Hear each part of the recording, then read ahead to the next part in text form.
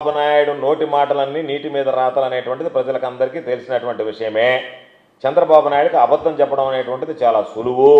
కాబట్టి చంద్రబాబు నాయుడు ఎన్నికల్లో అబద్ధాలు చెప్పినట్టుకే పునర్విభజన విషయంలో కూడా అబద్ధాలు చెప్పాడు, ఓట్లు వేయించుకున్నాడు, అధికారంలోకి వచ్చారు, అక్కడ ఎమ్మెల్యే గెలిచాడు, తెలుగుదేశం ఎమ్మెల్యే, అయిపోయింది, రాతుకయ్యి బాతుకయ్యి అన్నట్టుగా అయిపోయింది. నేను చెప్పా గెలిచారు అయిపోయింది కాబట్టి నేను మీతో పని లేదన్నట్టుగా అన్ని విషయాలు వివరించినట్టుగానే ఈరోజు మీరు రైతులకు సంబంధించి తీసుకుంటున్నటువంటి ఈ నిర్ణయం వల్ల ద్రోహం చేసినట్టు అవుతుంది. రైతులకి, ప్రజలకు ద్రోహం చేస్తున్నారు.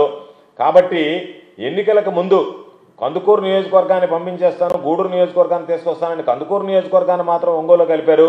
గూడూరు నియోజకవర్గం మీద మీరు ఎందుకు సవతి ప్రేమ చూపించి ఆ రోజు మాట్లాడేసి వెళ్ళిపోయి ఈరోజు వాళ్ళకి సంబంధించినటువంటి వాళ్ళందరూ కూడా మరలా మనం నెల్లూరులో కలుస్తామని చెప్పి ఓట్లు వేయించుకొని ఒక ముఖ్యమంత్రిగా నేను వస్తే మిమ్మల్ని నెల్లూరులో కలుపుతానని నువ్వు ఇచ్చినటువంటి మాట ఈరోజు కట్టుబడి ఉన్నావా?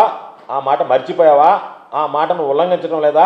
ఇచ్చినటువంటి హామీని మరొకసారి గూడూరు ప్రజలకు మోసం చేస్తున్నావు అనేటువంటి దాని మీద స్పష్టత రావాల్సినటువంటి అవసరం ఉంది.